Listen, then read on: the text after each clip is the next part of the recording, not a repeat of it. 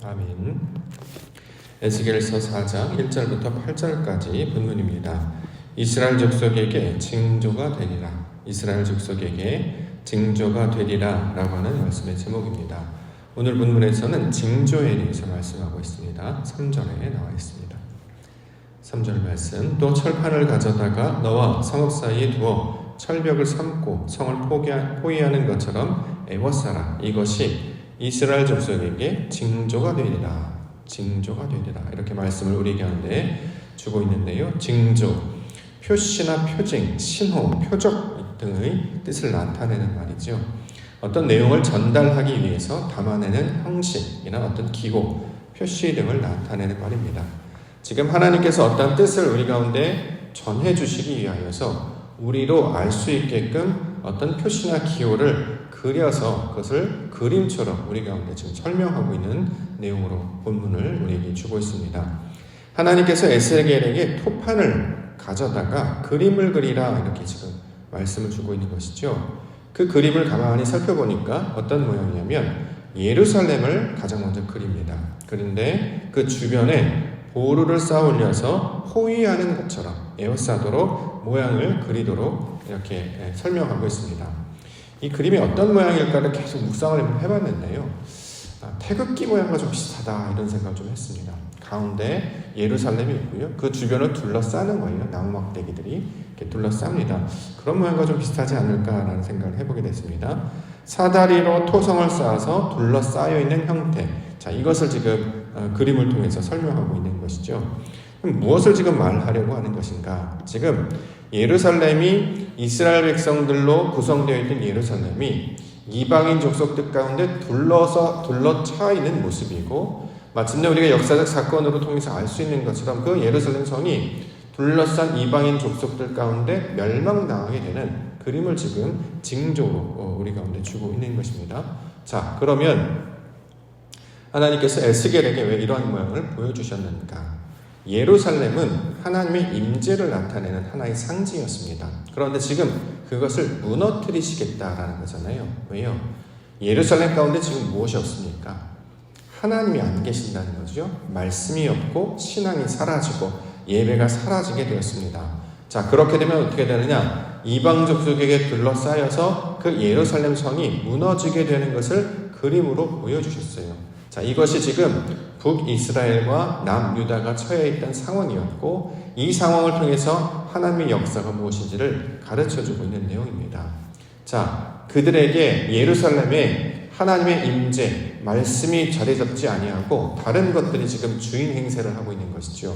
마치 바벨론 성을 쌓고 도성을 쌓고 탑을 쌓은 이스라엘 백성들처럼 하나님의 뜻이 아니라 자기의 의, 자기의 경험, 자기의 생각들이 예루살렘의 주인처럼 자리를 잡고 있었습니다.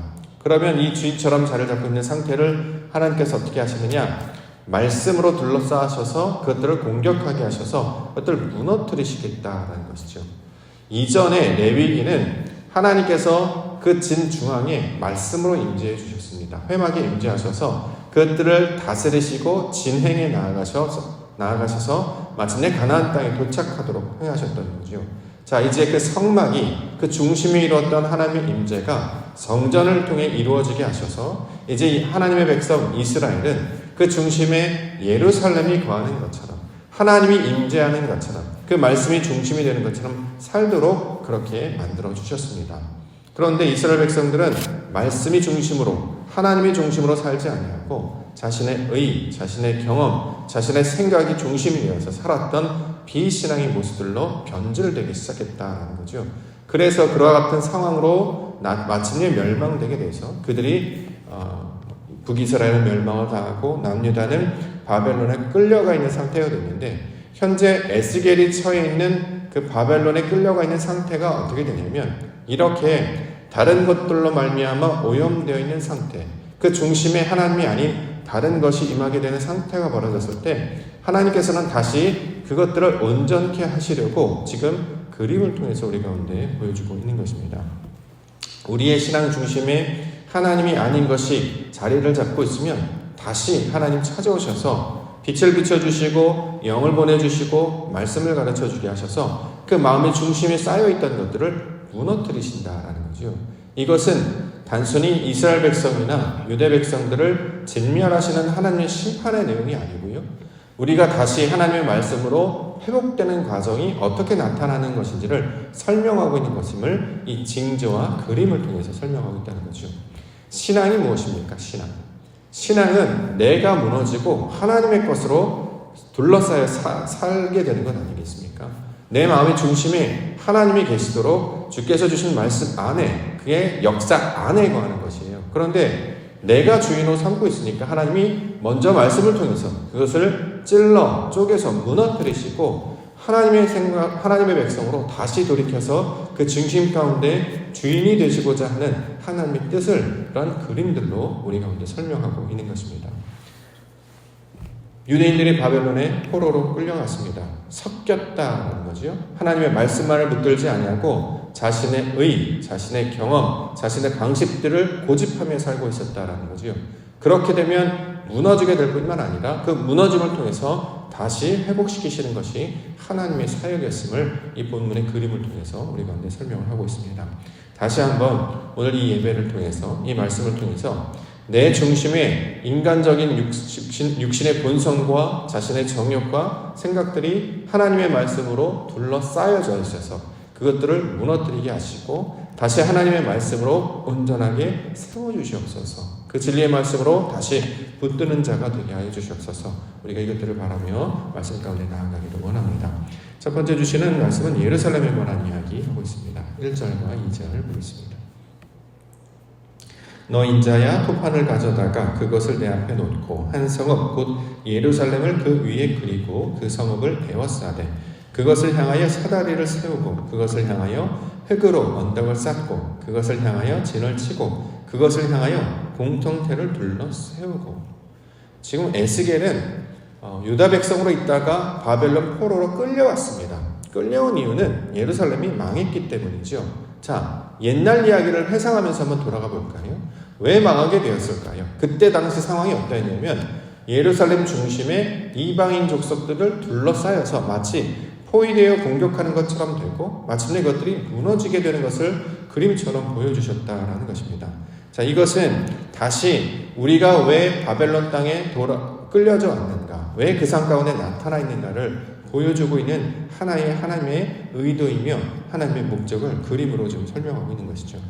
하나님의 말씀이 임재해야 될 예루살렘이었습니다. 하나님께서 주인 되셔서 그 주인으로 말미암아 역사하시도록 인도하신 땅이 예루살렘이었습니다.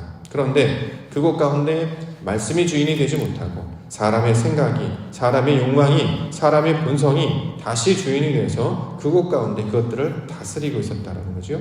그렇게 되면 어떤 일이 벌어지느냐? 이방인 족속들에게 둘러싸여서 그 예루살렘 성이 공격당하도록 나타나는 것이었습니다.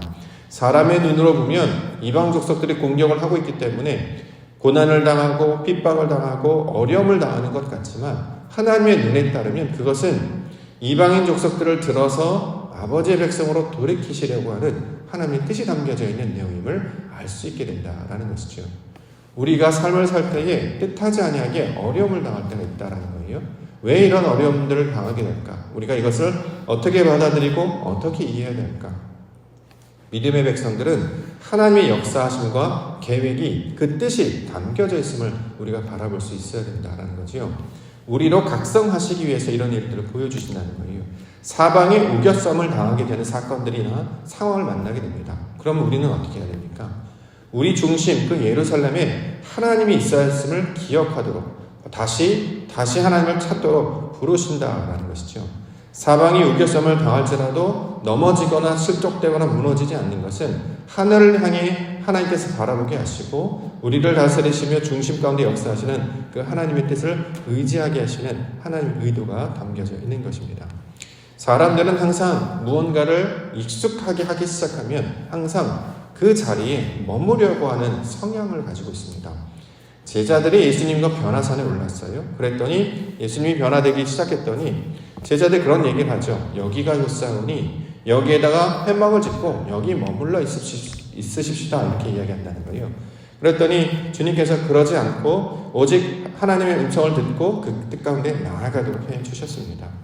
우리가 무언가를 만들거나 된 줄로, 선 줄로 알거든 항상 조심해야 됩니다. 마치 물이 고이게 되면 썩게 되는 것과 똑같다라는 거죠. 이만큼 신앙을 가지면, 이만큼 우리가 생각을 가지면 이제 다 이룬 것입니다. 하나님께서는 끊임없이 우리를 새롭게 하시고 변화되게 하시고 아버지의 뜻을 찾도록 부르셨습니다. 우리가 언젠가 삶을 살면서 한 번 정도 좋은 일을 겪거나 또는 어떤 좋은 성적을 내거나 어떤 우리 마음에 유익한 어떤 사건들을 만나면 계속 마치 밭에서 감을 떨어지는 그 토끼가 되는 것처럼 한 번 우연한 일이 좋은 일이 생기면 마치 그것들을 계속 기다리면서 거기에 계속 붙들려 있거나 매여 있게 된다는 것이에요.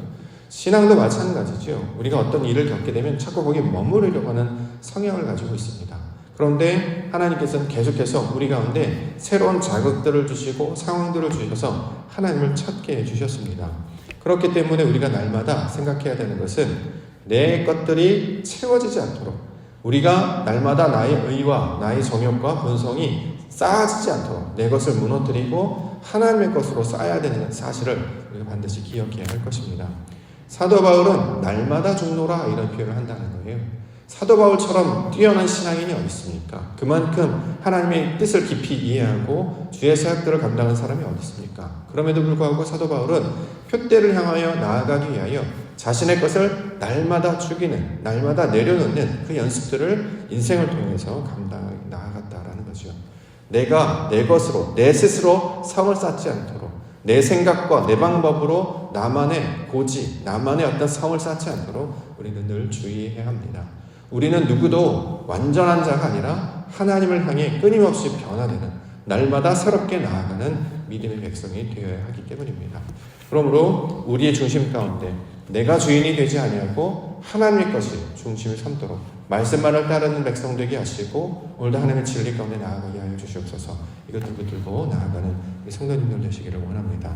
4절부터 6절 말씀 보겠습니다. 너는 또 왼쪽으로 누워 이스라엘 족속의 죄악을 짊어지되 내가 눕는 날수대로 그 죄악을 담당할지니라. 내가 그들의 범죄한 횟수대로 내게 날수를 정하였나니 곧 391일이니라. 너는 이렇게 이스라엘 족속의 죄악을 담당하고 그 수가 차거든 너는 오른쪽으로 누워 유다 족속의 죄악을 담당하라. 내가 내게 40일로 정하였나니 하루가 1년이니라. 자, 북이스라엘과 남유다를 통칭해서 이스라엘이라고 부르고 다른 말로 예루살렘이라고 부르는 거예요. 둘로 나누어졌지만 둘은 하나다라는 거죠. 그런데 북이스라엘은 왼쪽으로 누워있고 남유다는 오른쪽으로 누워있는 모양들을 가리키고 있습니다. 성경에서 왼쪽은 죄악의 상태를 보통 나타내는 말이죠. 땅의 상태, 인간의 상태를 나타내는 말입니다. 오른쪽은 하나님의 상태, 하늘의 상태를 나타내는 말이에요. 그래서 왼쪽에서 오른쪽으로 옮겨가도록, 땅에서 하늘로 올라가도록 그렇게 하나님께서 그 의도를 말씀하신 거죠. 자, 왼쪽으로 누워 있었습니다. 북이스라엘은 우리가 역사적 사건을 통해서도 알고 있는 것처럼 아수르라고 하는 민족을 통해서 멸망을 당하게 됐죠. 왜냐하면 그들의 죄악 때문이었습니다. 그들의 죄악이 무엇입니까? 말씀을 따르지 아니하고 각기 자기 소견에 오른 대로, 자기가 원하는 대로, 자신의 뜻대로 살았던 인생들 아니었습니까? 그때마다 하나님의 뜻이 무엇인지 확인했었어야 되고 하나님의 뜻을 이루도록 그것을 붙잡고 있어야 되는데 사람의 생각과 사람의 노력으로 성을 쌓고 도시를 쌓고 공동체를 이루려고 하니까 이것은 죄악의 상태가 되어서 마침내 흔적도 없이 다 사라져버리게 되더라. 자, 이것을 역사적 교훈을 통해서 설명하고 있습니다. 남유다는 그나마 좀 나았다라고는 하죠. 8명의 하나님의 뜻을 따르려고 했던 왕들이 등장하여서 말씀을 지키고 개혁하려고 했고 말씀대로 살려고 했습니다. 우상과 산당을 회파해서 하나님의 말씀을 잡고 살려고 했습니다. 그러나 이마저도 온전하지 못해서 결국에는 오랜 시간이 지나서 그들도 마찬가지로 바벨론의 포로로 끌려가게 되는 것이죠. 북이스라엘과 남유다가 결국 400년이라는 시간 동안에 그들이 무너지게 되는 이야기를 하고 있습니다. 애굽의 사역과 똑같죠. 애굽에 430년간 있었던 모양으로 다시 돌아가 버리게 되는 것과 똑같습니다. 거기서 하나님께서 구원하셔서 광야로 인도하시고 가나안이라고 하는 새로운 모양으로 만들어 주셨는데 그들이 여기가 조사원이라고 고인물이 되어버리니까 그것이 썩어서 다시 하나님께서 그 포로의 상태, 섞여져 있는 상태로 나아가서 그 모양이 죄악의 상태임을 이 에스겔의 모양을 통해서 지금 설명하고 있는 것이죠. 우리의 육신이, 우리의 생각이 말씀을 향해 나아가지 아니하고 자신의 생각 가운데 붙들려 있거나 자신이 했던 어떤 업적이나 사역에 계속 매달려 있다면 이 똑같은 모습으로 썩게 되어버리게 된다라는 교훈을 우리 가운데 주고 있는 것입니다. 그러므로 하나님께서는 그 말씀에서 주신 교훈을 붙들고 나아갈 것을 설명하고 있습니다. 7절과 8절. 너는 또 내 얼굴을 에워싸인 예루살렘 쪽으로 향하고 팔을 걷어 올리고 예언하라. 내가 줄로 너를 동이리니 내가 에워싸는 날이 끝나기까지 몸을 이리저리 돌리지 못하리라. 자, 몸을 움직이지 못하는 것처럼 묘사를 하고 있는데요. 하나님의 말씀 가운데 붙잡힌 상태를 가리키고 있는 말이 되겠죠. 그래서 어떻게 해요? 예루살렘을 통해서 주신 그 그림이 우리에게 징조가 될 것이다. 사인, 교훈이 될 것이다. 이렇게 말씀하고 있는 것입니다. 옛적에 우리가 왜 무너졌는가? 역사를 통해서 그것을 회상하고 회개하여서 하나님의 뜻이 무엇인가를 돌이킬 수 있어야 된다는 거죠. 그 과정을 통해 하나님께서는 버려두는 것이 아니라 그들을 고치시고 새롭게 하기 위해서 이런 방법들을 통해 백성들을 인도해 가셨음을 기억하도록 우리 가운데 말씀을 주고 있는 것입니다.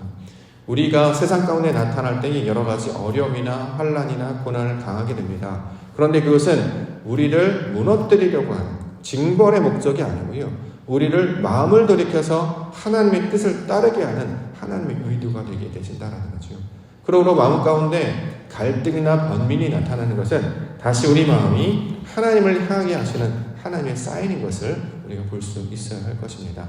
세상 가운데 나타나는 여러 어려움이 있다면 왜 이런 어려움이 나타나는가? 이것 가운데 하나님의 뜻을 찾도록 우리 가운데 부르시는 하나님의 음성이구나. 우리가 이것을 받아들여야 할 것입니다. 또는 마치 빨간불이 켜지는 것처럼, 신호등이 켜지는 것처럼 우리 가운데 빨간불이 켜지고 노란불이 켜지면 경계하고 주의해야 되는데 아무도 그것을 생각하지 않고 그냥 막 지나가 버린다는 거죠. 빨간불이 켜지면 멈춰야 되죠. 교통사고의 대부분은 신호위반 아닙니까? 초록색이 날 때 서로 약속한 그 신호에 맞춰서 움직여야 되는데 자기가 원할 때 일하고 자기가 말할 때 말하고 행하고 싶을 때 행하고 그럼 어떻게 됩니까? 그 질서가 깨어지기 때문에 여러 가지 어려움들이 발생이 되는 것이죠. 그것을 신호등이라고 하는 어떤 신호나 표징을 만드신 것은 그것들을 온전히 감당해 나아갈 때 하나님의 의도한 사역을 깨닫도록 우리에게 말씀해 주셨는데 그걸 무시하고 나아가니까 부서지게 되고 깨어지게 되고 넘어지게 된다는 것을 우리에게 교훈으로 가르쳐주고 있는 것입니다.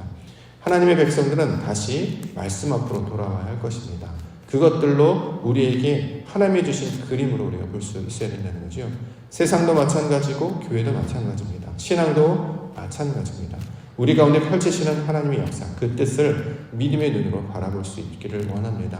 그리하여서 나의 생각대로 하지 아니하고 하나님의 뜻을 붙잡고 나아가게 하옵소서.